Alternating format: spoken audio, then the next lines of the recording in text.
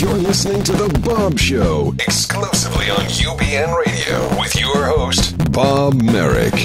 Yeah, bring it down. That's totally from your Gap commercial. It's my natural moves. I love them. Welcome back to The Baub Show. Happy Thursday, everybody. It's always so good to end our week with a lot of smiles and laughter, and we're going to continue to do that this morning as we welcome one of my favorite guests. This is now his third time back on the show, and my favorite thing in the world is that he actually invited himself this time. That is the best feeling. No, Kevin, I'm not making fun. That is the best feeling in the world because, you know, you're always like, God, do I have to ask this person again? What if they don't really like doing my show, and they just don't know how to say no? It is the best feeling in the world. One of my, especially if it's a guest that I've already had, is like, I'd really like to come back and do your show. I'm like, please, thank you so much, ladies and gentlemen, Kevin Stea. Hello. Good morning. Yeah, so I'm just so excited to have you back. So let's, I don't even know where to start with you. Because, you have a new, so you're here today because you have a new project, but you also have a new video, Last Dance, so I want to make sure I get this right, but let's talk about this documentary that you're working on. Yeah. Let's start there. Well, let's talk about hope. Yeah. A couple weeks ago, I had dinner with my parents, both my parents, for the very first time in my life. Mm-hmm.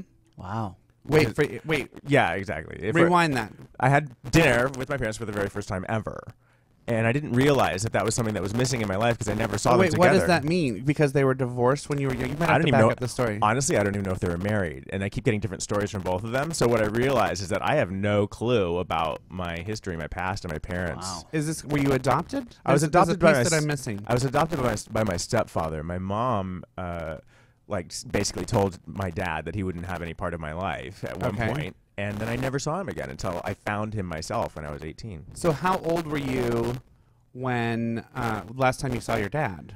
Well, I've seen him for a couple of years now, but I found him when I was 18. But I'm sorry, I meant as a child. As a child, when I was five and a half, that was the last time I saw him until I was 18. So I didn't know who he was. I didn't know. Because of that young age. I had no experience of who he was. And when I got a hold of him, my mom wanted nothing to do with him. Yeah. Don't even tell me. I don't want to hear it. And Because breakups are rough.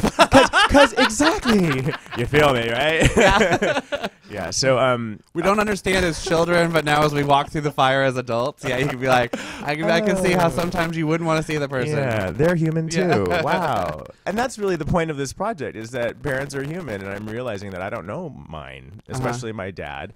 And so how did you get the two of them together in the same room to go to have dinner? Did you have to coax them, or?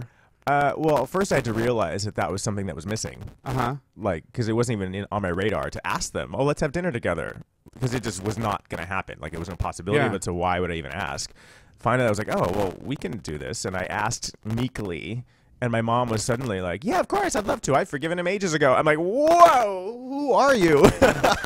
And where did this come from? Because this was not the story, years ago. Yeah.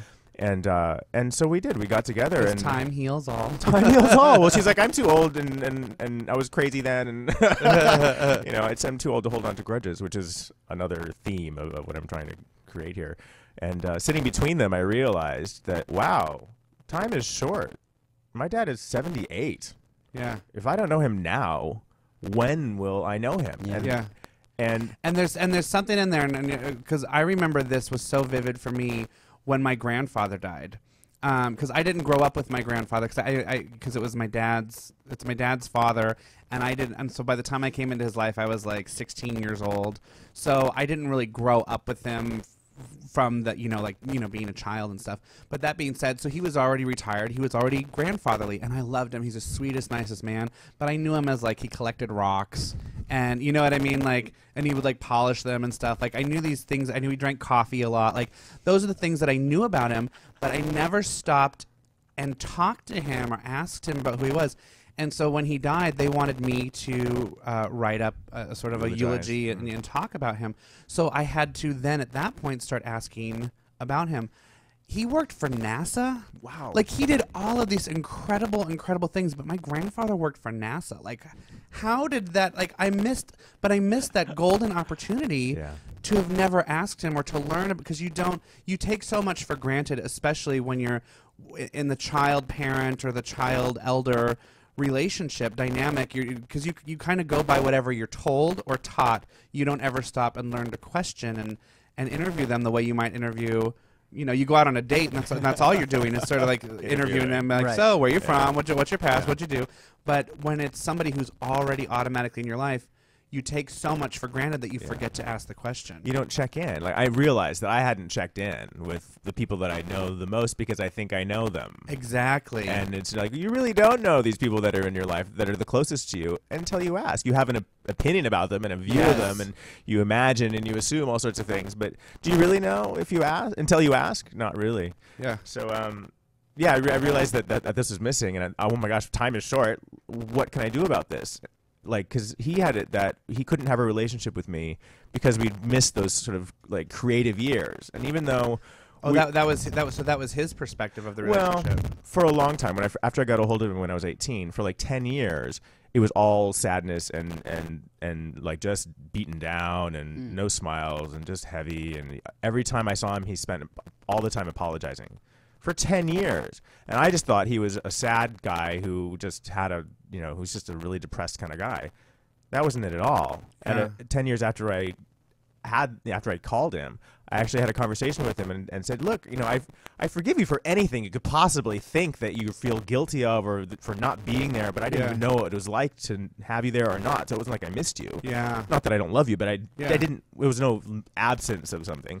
That's so interesting, just to pause on that. See, I have the same thing. People would think that I would have daddy issues because I grew up without a father. And the truth of the matter is, because my mom, I'm just going to say it, my mom's bedroom was like a revolving door of men.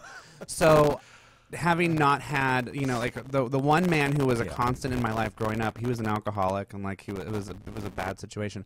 So I never had, like, when my real dad did come into my life, I've never had like those daddy cravings where I felt like you abandoned me and it would have been so much better. It was just kind of like, oh, okay, well, here's a man, and then it was sort of up to him. He could either step up and like be this great guy, and I could be like, wow, this is so cool, I have an awesome dad, or I could just be like, oh, well, I didn't really feel like I was missing that anyway, and so be it. So I totally get that. A lot of people don't get that. They assume they're suffering. They assume they're suffering because they think that if they lost their father or something, he didn't have him around, because it's what they know that they had. So they're projecting what their experience was. Totally. But ignorance is bliss. What you don't know, you don't have, you can't miss. Yeah. So and I didn't know what was going on for him. And when I sort of said, hey, I got that it was my responsibility in a good way, that I can have this sort of sad relationship with my dad, or I can have a fantastic relationship with him, but it's not going to just happen on its own without me taking action into it and doing something about it. Yeah. So that's why I called him. And I said, well, I also get that I'm keeping you away because I'm not really inviting you into my life and sharing you with my friends and meeting my boyfriend and all this stuff. Yeah. And he had that conversation. He came up to Los Angeles and told my boyfriend. That's how I came out to him, by the way. It's like, oh, meet my boyfriend. That was it, right? Well, wait, I have to ask, did he not see you in Truth or Dare? He did, but we never talked about anything. Okay. We never said anything. For anybody out there who doesn't know, Kevin was one of Madonna's backup dancers / assistant choreographer for her Blonde Ambition tour, and was one of the stars of the documentary Truth or Dare. So I'm like, if you think that coming out to him with your boyfriend was a big deal, the way it happened, it was one of the it's one of the highest grossing concert documentaries of all time. So honestly, I don't think he's ever seen it. Really? Really? No, that can't be. No, really. I mean, but that's such a proud accomplishment. He has to have seen it. I'm pretty sure he hasn't, actually. I bet this falls under the folder of things you haven't talked with him about. Well, that's true. I mean, we literally have, that's on the list, though. I have a list of hot button topics to talk about. Because that's a moment, like, you're getting this great moment. First of all, I'm jealous of the fact that, God, I hope my dad's not listening. I've never gotten a lot of apology from, first of all, from either of my parents.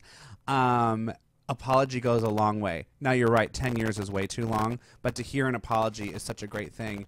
But then, it's interesting what you're not turning around and sharing.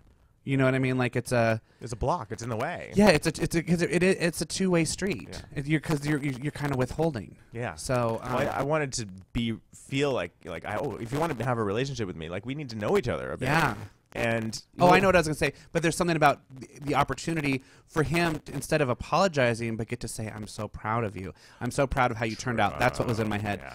That was why I was thinking it would be so important for you to have that moment, even if it's to sit and watch Truth or Dare with him, or to watch, an actual Just Blonde Ambition, the actual concert, just to see something like that, and just especially to ease some of his guilt for the fact that he felt like you were neglected for not getting to have so many things. And it's like, no, Dad, look, it's awesome that you're here. It would have been nice to have had you there, but you weren't for some reason. And but whatever reason, look at me. I still had one of the most awesome adventures of a lifetime that you can't. Well, he's proud of me. That's funny because, well, first of all, he comes up to L.A. And when I had this whole conversation, he comes up to L.A. and he tells my boyfriend, or stands like said something around my boyfriend, says, I don't, after this conversation with Kevin this weekend, I can die happy. Oh my God! And here I am, like thinking, oh, I'm just gonna like start something new and have a good, have a more loving dad and more loving relationship. And I had no idea that was at stake for him. And he was just gonna sit in the corner, talking about hope, right? Yeah. He was just gonna sit in the corner and hope that that I had a good life, but that there was no possibility of us having a relationship. He was just gonna sit in the corner and hope.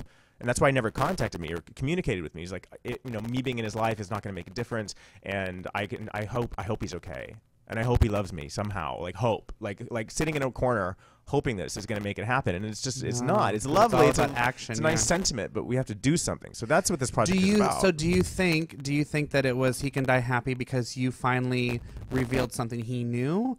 Or just the fact that he felt like because you just could reveal something that you just finally reached out to him.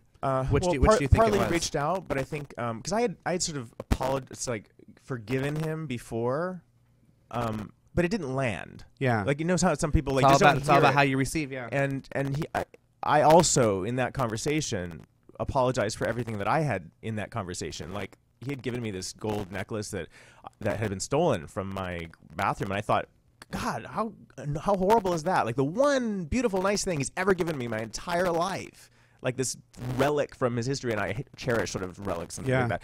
And it was stolen from my bathroom. I didn't even say anything because I didn't want to bring it up. And it was sitting in a conversation with us, and I realized that I had this guilt every time I came to him. And I said, I apologize for that too. Like I don't want that sitting in our relationship. And I never said anything, and it's still there until it's shared and communicated. Yeah.